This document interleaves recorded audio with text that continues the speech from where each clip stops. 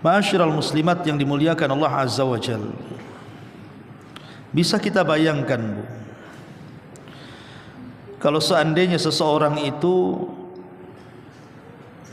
dalam hatinya hendak melakukan sebuah kejahatan, kemudian kejahatan itu disingkap oleh Allah Azza wa Jalla, tentu kita akan malu.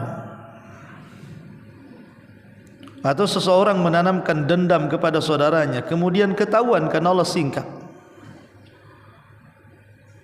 Atau seandainya seseorang melakukan dosa tidak terang-terangan, sembunyi-sembunyi, tahu-tahu disingkap oleh Allah Subhanahu wa taala dosa-dosa itu di hadapan manusia. Atau kalau seandainya setiap dosa itu memiliki bau dan bisa bicara, siapa yang tahan hidup di dunia? Tetapi dengan nama Allah As-Sittir, bahwa Allah zat yang maha menutup aib inilah, sehingga terkadang dosa-dosa kita Allah tutupi untuk memberikan kesempatan kepada kita agar kita bertobat kepada Allah Subhanahu wa taala. Satu hari Nabi SAW memanggil Hazzal. Hazzal ini sahabat Nabi. Dia tuan daripada Maiz, seorang budak yang dimerdekakan, yang berzinah dengan seorang budak wanita lainnya. Kemudian oleh Hazzal ini diperintahkan Maiz ini agar terus terang perbuatan zinahnya kepada Nabi. Akhirnya oleh Nabi SAW ketika itu disuruh pulang. Ketika Maiz mengatakan, "Ya Rasulullah, inni zanaitu fatahhirni." Rasul, aku berzina, bersihkan aku. Kata Rasul, sudah pulang saja. Mungkin kau hanya meraba-raba, meluk-meluk, kau tidak berzina. Rasul memberikan kesempatan untuk bertobat, dan Rasul ingin menutup aibnya. Tapi karena Maiz ini terus-terusan memaksa, dia minta dirajam karena dia sudah menikah. Akhirnya si Maiz pun dirajam. Saat dirajam dia kesakitan, kemudian lari, kemudian dikejar sampai akhirnya ketangkap, kemudian diikat, kemudian dilempari batu sampai mati. Kabar ini datang kepada Rasul, dan Rasul mengatakan kepada para sahabat, kenapa kau tidak biarkan Maiz lari? Kenapa kalian kejar? Kemudian Nabi memanggil Hazzal yang merupakan orang tua angkat dari Maiz dan mengatakan, halla satartahu ya Hazzal, kenapa kau tidak tutup aibnya? Kenapa kau suruh dia melapor kepada aku? Begitulah Islam, Bu, mengajarkan kepada kita tidak boleh membongkar aib orang lain. Sebisa mungkin aib orang itu kita tutup. Karena siapapun yang membongkar aib manusia, Allah akan bongkar nanti pada hari kiamat masalahnya. Kata Nabi SAW, man satara musliman satarahullahu yaumal qiyamah. Barang siapa yang menutup aib seorang muslim, Allah akan tutup aibnya pada hari kiamat. Ma'asyiral muslimat yang dimuliakan Allah Azza wa Jalla, maka sebagaimana Allah menutup aib hamba-hambanya, maka kita pun sama harus menutup saudara-saudara kita dari aib-aibnya. Karena betapa banyak di antara kita ini, Bu, kalau kita lagi marah dengan orang dalam satu masalah, kemudian kita menceritakan kepada orang, terkadang kita bercerita itu bukan masalah yang kita hadapi dengan dia, tapi terkadang aib-aibnya juga yang tidak ada hubung kait dengan masalah itu kita bongkar juga. Tidak boleh. Boleh kita membalas kejahatan dengan kejahatan yang sama, tapi tidak boleh berlebihan. Karena Allah yang mengatakan, jazaa'us sayyi'atin sayyi'atu mithluha. Balasan keburukan itu dengan keburukan yang sama, bukan melampaui batas saat membalasnya. Ma'asyiral muslimat yang dimuliakan Allah Azza wa Jalla, bahkan satu hari Umar bin Khattab radhiyallahu anhu dia memergoki seseorang berzina dengan kedua matanya. Dan saat itu Umar menjadi khalifah. Artinya Umar bisa saja menangkap orang itu dan dengan kekuasaannya menghukum dia, karena dia Amirul Mukminin, khalifah kaum muslimin. Dia memergoki orang berzina dengan kedua matanya. Tapi Umar bin Khattab radhiyallahu anhu kemudian mengumpulkan para sahabatnya. Kemudian Umar bertanya kepada mereka, bagaimana pendapat kalian jika ada seorang pemimpin? Dia tidak menyebutkan dirinya. Dengan kedua matanya melihat rakyatnya berzina. Apakah seorang pemimpin itu harus menangkapnya dan menghukumnya? Maka terjadi perselisihan para sahabat. Ketika itu Ali radhiyallahu an menyarankan kepada Umar agar menutup aibnya. Akhirnya Umar pun kemudian mengatakan, benar kalian, wa kadzaba aini, dan kedua mataku yang dusta. Artinya Umar bin Khattab radhiyallahu anhu padahal dia seorang pemimpin, tapi dia menutup aibnya. Sebagaimana Allah Subhanahu wa taala menutup dosa-dosa kita, aib-aib kita, untuk memberikan kesempatan dia berbuat baik dan bertobat kepada Allah Azza wa Jalla, maka tirulah cara Allah Subhanahu wa taala dengan kebaikannya kepada hambanya dengan melakukan hal yang sama. Karena di zaman sekarang naudzubillah tsumma naudzubillah, terkadang lisan manusia itu mudah sekali untuk membongkar aib saudaranya. Lihat di televisi-televisi itu, acara-acara itu. Terkadang acara-acara hiburan di televisi itu tidak lain dan bukan dalam rangka membongkar aib saudaranya. Atau sekarang mungkin di YouTube lah. Orang yang memiliki aib itu dia sudah berusaha untuk menutupinya, tapi orang lain justru membongkarnya. Bahkan dibuat acara khusus pula tuh, sampai akhirnya ketahuan si fulan itu punya selingkuhan, punya anak zina, pernah ini, pernah itu, naudzubillah. Masyarul muslimat yang dimuliakan Allah Azza wa Jalla, tidak boleh kita ini menyingkap aib orang lain, yang ada justru kita menutupnya. Hatta kalaupun tetangga sendiri. Ibu di satu perumahan, anggap saja rumahnya kopel. Kemudian ibu mendengar ada pertengkaran tetangga dengan suaminya, bakbuk gak jelas. Cukuplah ibu yang tahu dengan Allah Azza wa Jalla. Jangan ceritakan kepada suaminya, walaupun itu suami. Cukup ibu yang tahu, itu amanah dengar. Kalau ibu menceritakan kegaduhan tetangganya yang gak ada sangkut paut dengan ibu ini kepada orang lain selain daripada ghibah, maka ibu sudah membongkar aib saudaranya. Gak usah pedulikan bu aib orang, kita juga banyak aibnya. Ngapain kita mempedulikan aib orang lain? Karena siapa yang kemudian mencari-cari aurat orang lain, aib orang lain, nanti Allah cari-cari aib kita. Dan sembunyi di mana saja Allah akan menyingkapnya. Artinya al-jaza min jinsil amal kama tadinu tudan. Sebagaimana balasan itu disesuaikan dengan amalannya, bagaimana engkau bermuamalah dengan manusia seperti itu, maka Allah juga sama. Jadi kalau kita membongkar aib orang lain, Allah akan kirim orang untuk membongkar aib kita. Begitulah hukum karma, Bu. Ada dalam Islam. Ya.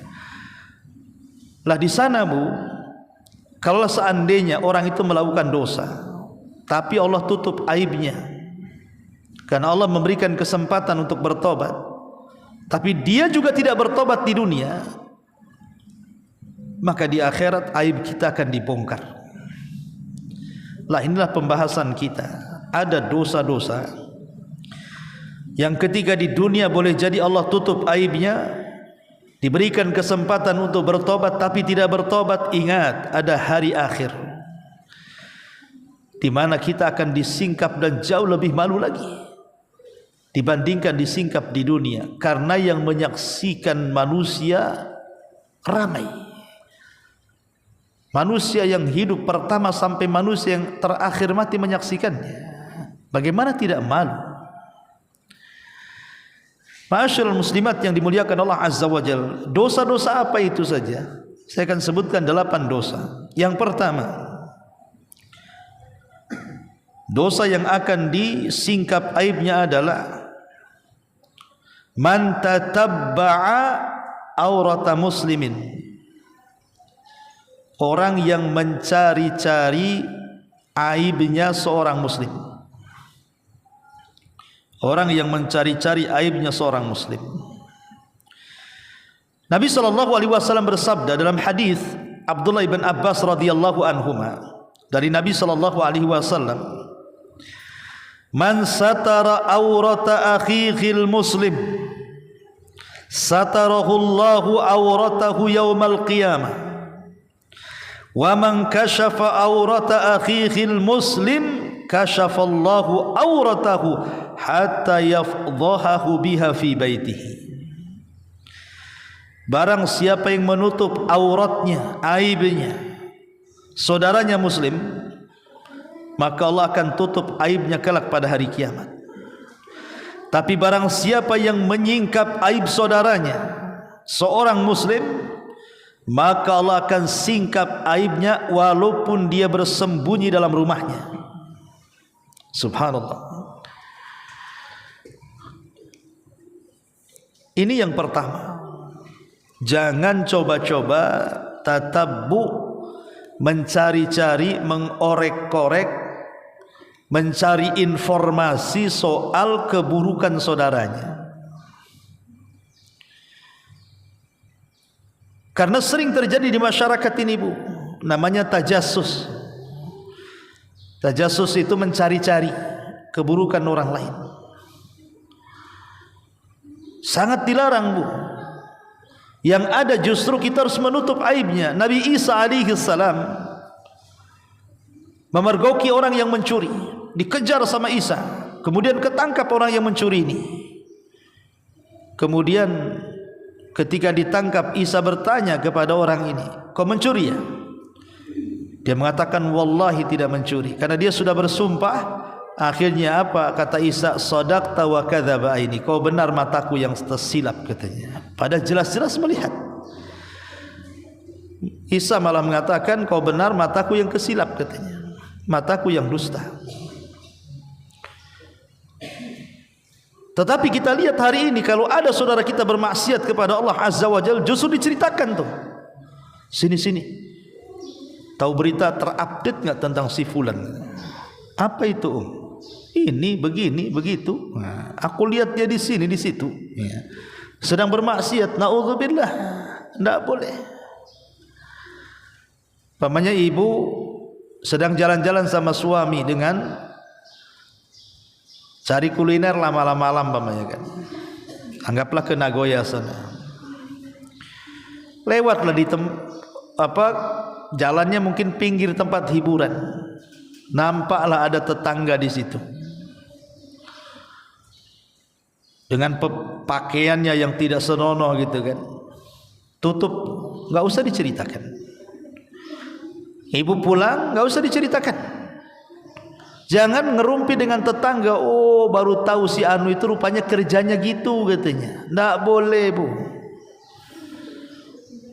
Siapa tahu dia bertobat di akhir hayatnya, ibu pula kena maksiat, dia pula diterima tobatnya, ibu pula tak sempat bertobat. Apa masalah nanti di hadapan Allah? Tutup aibnya. Kalau bisa dinasihati, nasihati, tapi jangan disebar aibnya. Kalau tidak sanggup, doakan. Semoga Allah berikan hidayah. Jadi jangan sampai kemudian membongkar-bongkar aib saudaranya muslim atau muslimah. Karena ada ancamannya di sini, faman kasyafa aurata akhihil muslim kasyafallahu auratahu. Siapa yang membongkar aib saudaranya muslim, maka Allah akan bongkar aibnya walaupun dia bersembunyi dalam rumahnya. Ini yang pertama. Yang kedua, di antara amalan yang akan disingkap kelak aib kita pada hari kiamat. Al-mujahiruna bil ma'asi. Al-mujahiruna bil ma'asi. Orang yang menceritakan maksiat-maksiat yang dilakukannya padahal Allah sudah menutup aibnya. Nabi SAW mengatakan dalam sebuah hadis, kata Nabi SAW, kullu ummati mu'afan illal mujahirin. Setiap umatku akan dimaafkan, akan diampuni, kecuali orang-orang mujahir. Sahabat bertanya, Rasul, apa mujahir itu? Maka Nabi SAW mengatakan, wa inna minal ajhar atau wa inna minal ijhar an ya'malal abdu bil laili amalan thumma yusbihu qad satarahu rabbuh fayaqulu ya fulan qad alimtul barihata kadha wa kadha wa qad bata yasturuhu rabbuhu fayabitu yasturuhu rabbuhu wa yusbihu yakshifu sitrallahi anhu. Kata Nabi SAW, dan termasuk dari mujahir adalah seseorang hamba melakukan satu amalan dosa di malam hari, kemudian sampai di pagi hari Allah tutup aibnya, tidak ada yang tahu dia melakukan dosa di malam itu. Tiba-tiba pula dia ceritakan dosa semalam kepada saudaranya dan mengatakan, ya fulan, aku semalam sudah melakukan dosa ini dan dosa itu, padahal semalam Allah sudah tutup aibnya sampai subuh. Tapi justru dia malah membuka tabir Allah yang menghalangi dirinya dengan dosanya dari manusia. Dan ini banyak, Bu.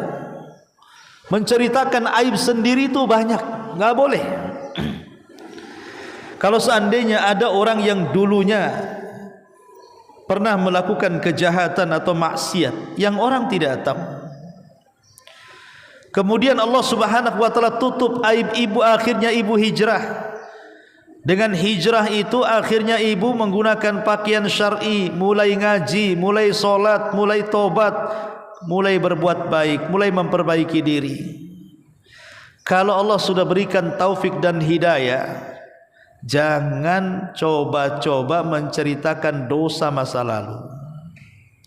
Cukuplah Allah dan ibu yang tahu, jangan diceritakan. Pamannya di badan ibu banyak tatonya, karena dulunya ya mungkin masuk ke pergaulan jahiliyah, masih awam, ikut geng motor sana, geng motor sini, umpamanya kan, atau ikut anak-anak pang gitu ya. Tapi di masa ibu muda belum ada pang lah ya.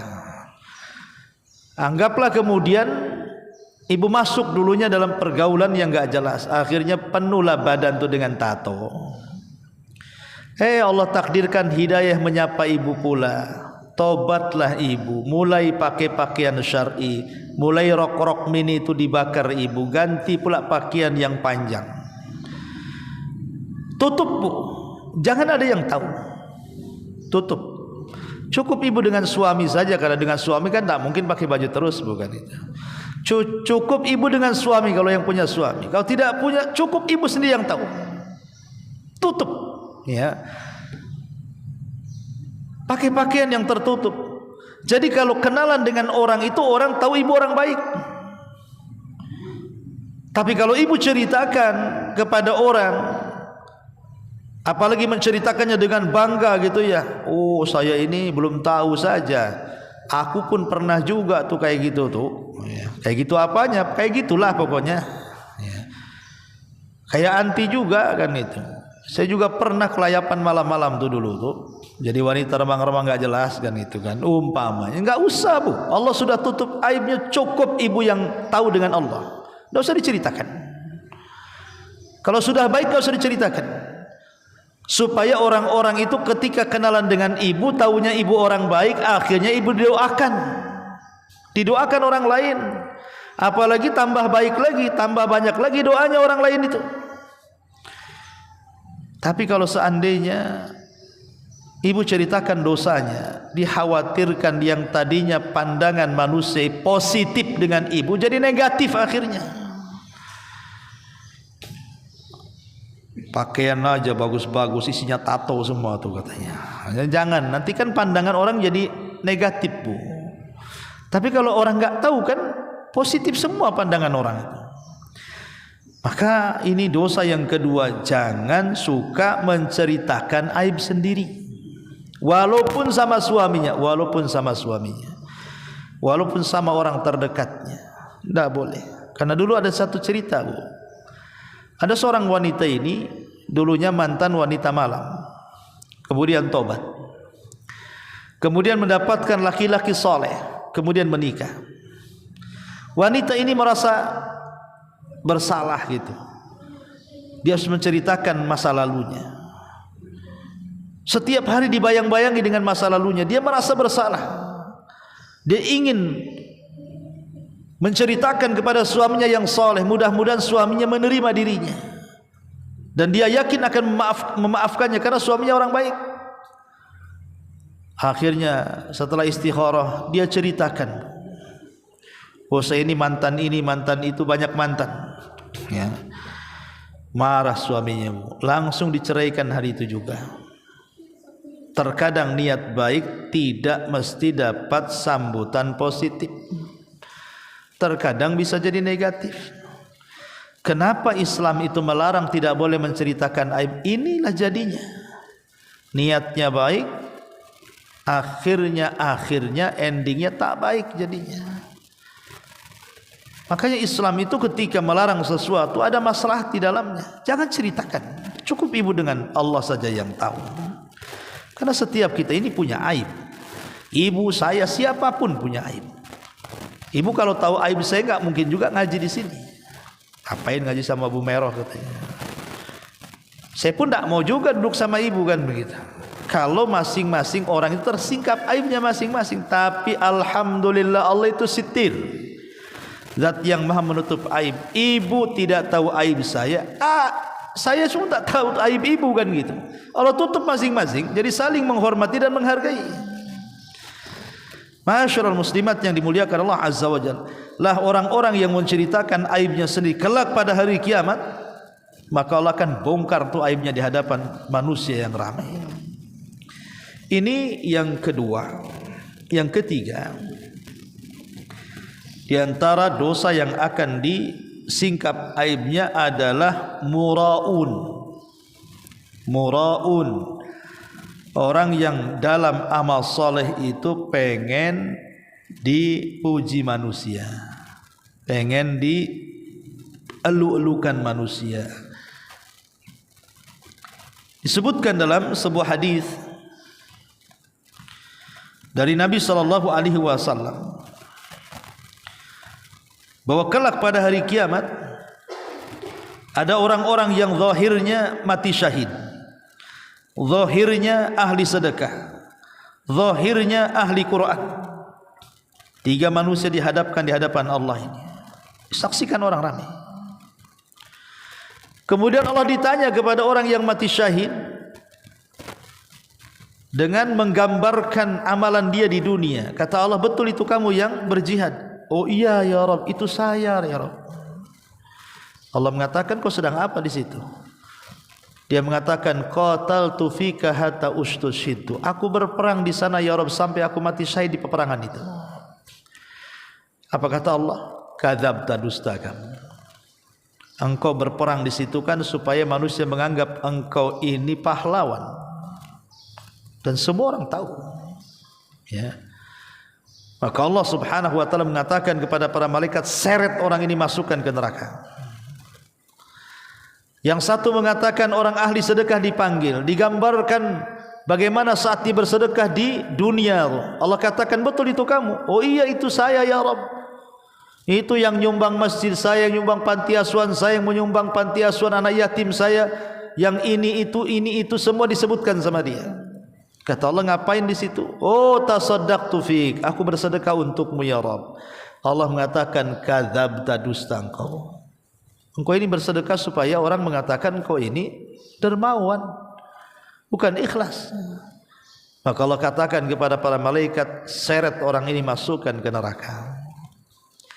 Kemudian yang satu pakar Quran, kemudian digambarkan amalan-amalan dia di dunia, dan Allah katakan, betul itu kamu? Kata dia, oh iya betul saya itu yang sedang ngasih pengajian itu saya, yang lagi ngajari Quran itu saya, itu yang lagi pentas qori itu saya.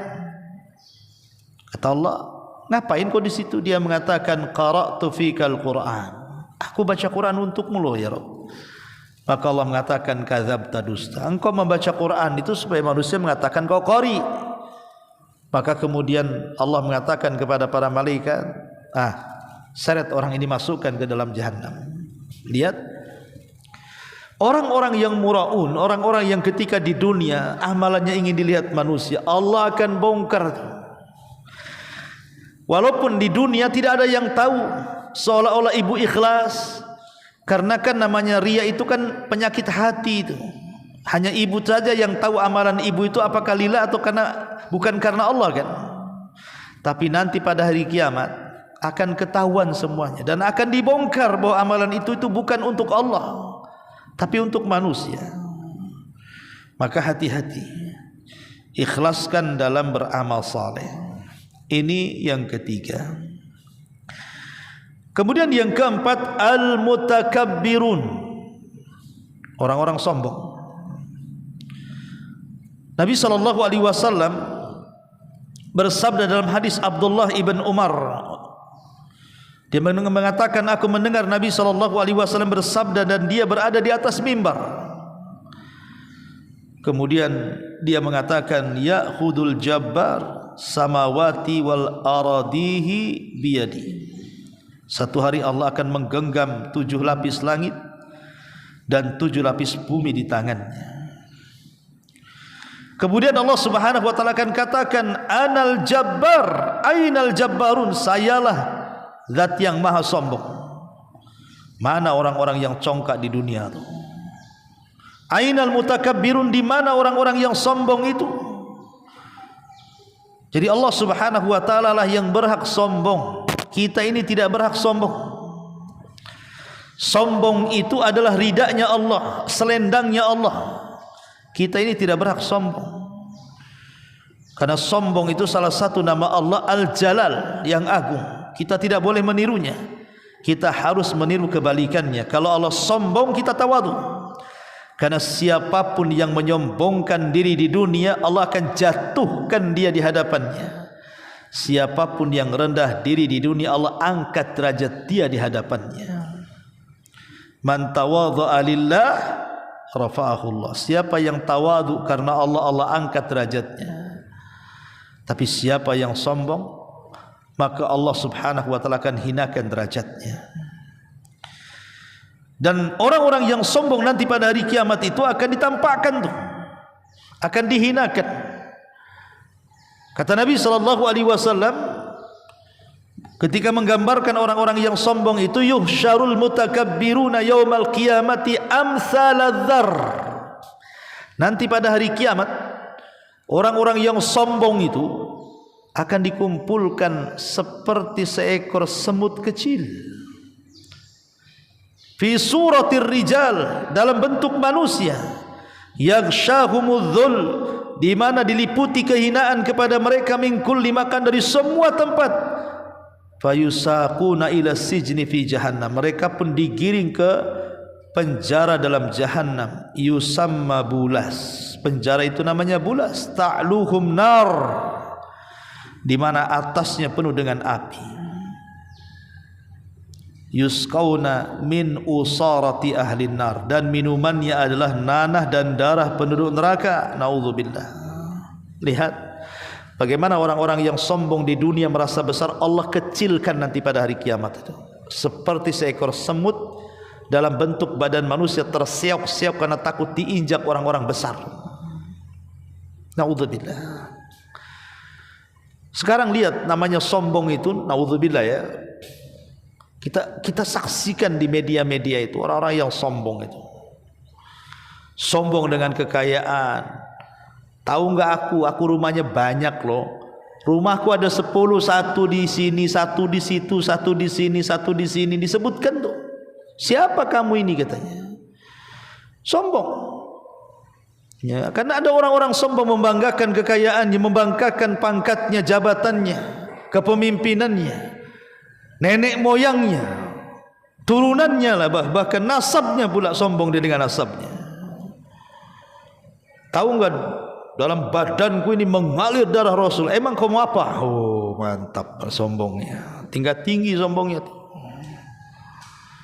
Berbangga dengan nasab ala jahiliyah.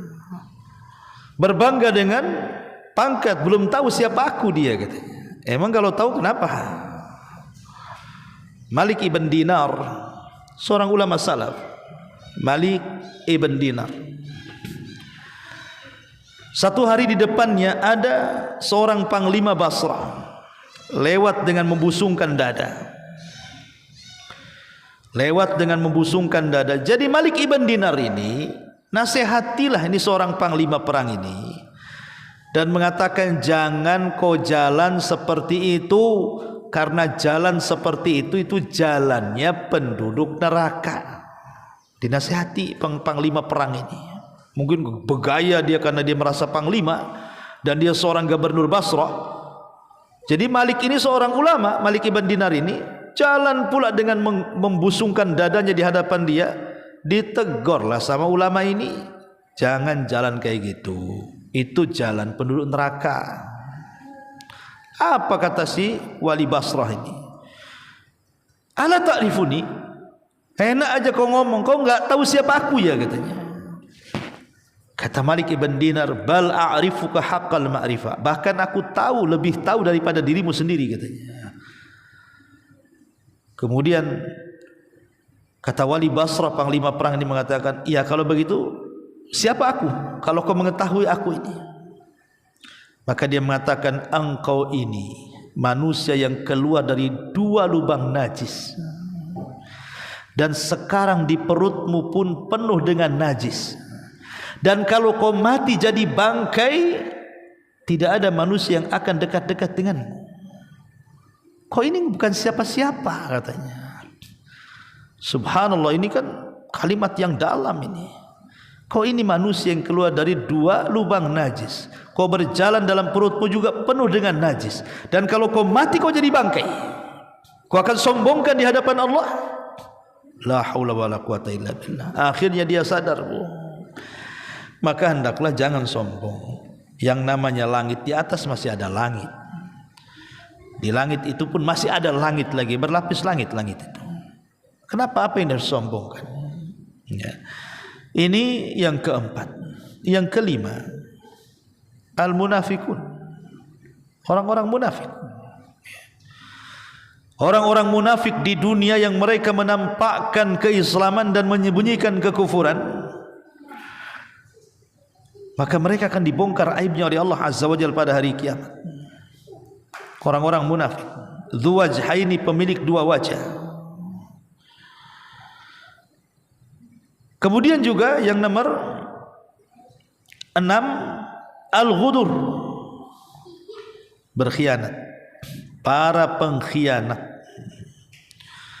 Nabi SAW mengatakan, idza jama'allahu al-awwalina wal akhirin yaumal qiyamah yurfa'u likulli ghadirin liwa faqila hadhihi ghudratu fulanin wa fulan. Kata Nabi SAW, apabila Allah kumpulkan orang-orang yang awal dan juga orang yang akhir kelak pada hari kiamat, maka akan diangkat pada setiap para pengkhianat itu ada bendera yang mencirikan dia seorang pengkhianat. Kemudian dikatakan, inilah bendera fulan ibn fulan, si pengkhianat itu. Jadi pengkhianatan itu akan membongkar aib dia pada hari kiamat. Ya, pengkhianat itu kan umum. Pengkhianat negara ya ada, ya. Pengkhianat di perusahaan ya ada, pengkhianat dalam keluarga ya ada. Pengkhianatan itu di mana-mana. Istri mengkhianati suami, suami mengkhianati istri. Pemimpin mengkhianati rakyat, rakyat mengkhianati pemimpinnya. Perusahaan mengkhianati bosnya, bos juga mengkhianati para pekerja di perusahaannya. Pengkhianat itu banyak di sekitar kita. Tapi ingat, kelak pada hari kiamat para pengkhianat itu akan dibongkar aibnya di hadapan Allah Subhanahu wa taala. Ini yang keenam.